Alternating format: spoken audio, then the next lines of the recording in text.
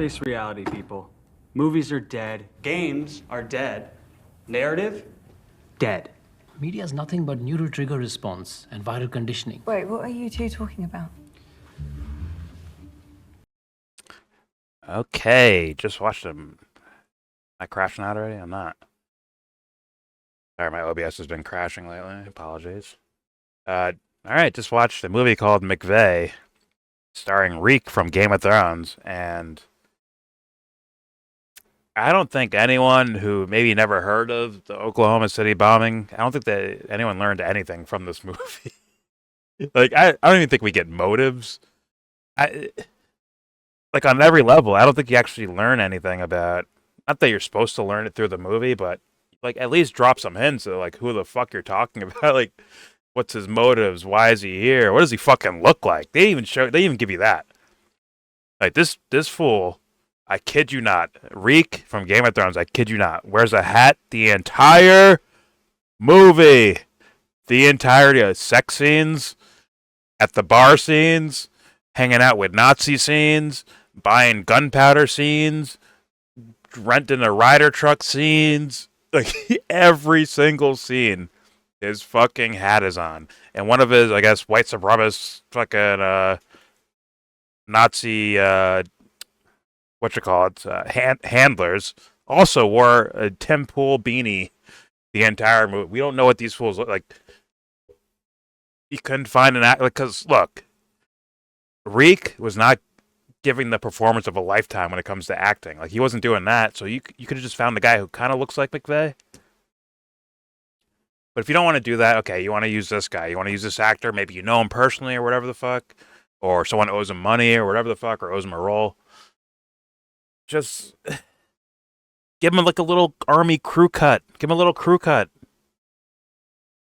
Why is he like, I mean, the entire time when he's on his living room couch, when he's at the bar, when he's making out, when he's about to get a blowjob, when he's listening to music, when he's fucking probably showering with this fucking hat on. Every moment, he's the most easily identifiable person, apparently, in the world. Like, oh. There's like, here's his face, and he always wears a hat. No name brand, this exact color. 24/7. That hat never comes off. I think there's a moment where he's worried about getting chased by cops or something like that. Or someone. He's worried about someone chasing him down or something like that. And this fool's still wearing that. Like, yo, dude, suspend my disbelief. Change the hat colors or something. It's something. What they said, nah, bro. That hat's staying on. And once again, nothing else about McVeigh, really. I really don't even know his motives from watching this movie. Just because you flash a swastika here or there, or you're taking us for granted as an audience, like, oh, we just know what Timothy McVeigh is about. There's people who have not heard of that. It's 2025 now, guys. People might not have known. And really, other than like maybe a flash of the gas prices or like some TV channels playing, you're not going to know what fucking time period you're in either. I don't really think they hard give that away either.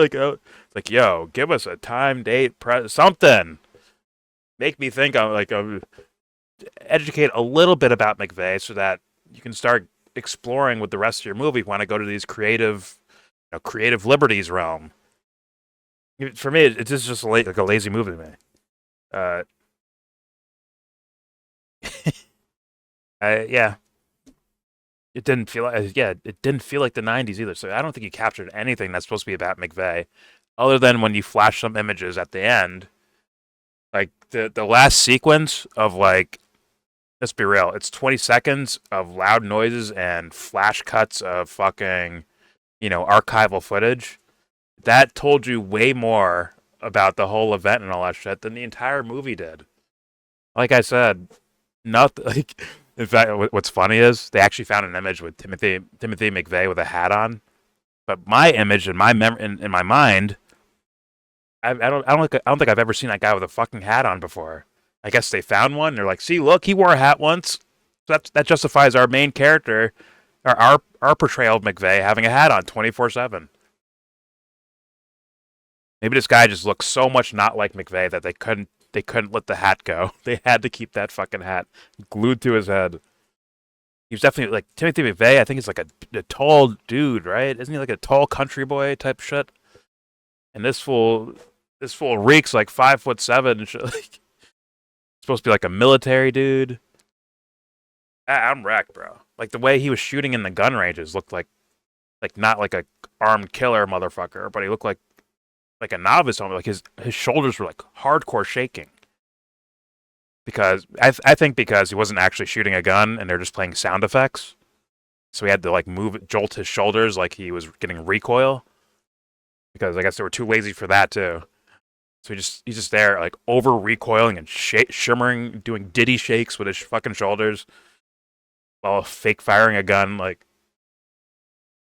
top to bottom lazy. Once again, you don't need a giant budget to make a masterpiece. You really don't. You can do these things with small budgets. It's just be effective with your small budget. If this script was the exact same but with a big budget, they can hire whatever actor they want, yada yada yada. The mistakes they make, if they carry over to even a $200 million movie, the movie's still gonna suck. Because I walk away not knowing who the fuck McVeigh is. I don't know anything about him. I don't even really know what he did. You don't really know what he did until, like, I think like someone might get lost, like, yo, what happened? Well, I know the history, like, where he parked this fucking Ryder truck outside a federal building and blew it up, right? Or blew the facing off of it. Killed a shit ton of people. But in this movie, you might be like, I don't know. What happened? I don't get it. This is based on a real story? Oh, shit. They give you 15 to 20 seconds of archival footage and flash shots and giant loud noises and fucking explosions and bangs and all this shit. And shit that had nothing to do with that day.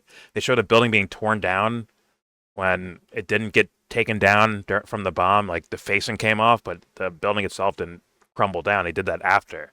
They did a controlled demolition after the fact, right? So this movie's wreckage. I can't recommend it. I can't do that. Not with a clear conscience. I'm not recommending it. And my grade? Good God. I'm going to give this a fucking 5 out of 10. 4.9 out of 10. 4.9. Because, once again, I've seen enough about the history of McVeigh. Right? And you wouldn't be able to tell it's him. Except for the fucking title. And the last credit scene, the 15 seconds of flash footage. So, to me, that's just like, god awful. That's terrible. Bad pacing. This dude's teleporting from day to night to location to location. Don't worry, the hat stays on. Motives, we don't know. Who knows? Who fucking cares? It's just bad. So, there you go. There's your review for McVeigh. Don't fucking go see this. It fucking sucks. In my humble opinion.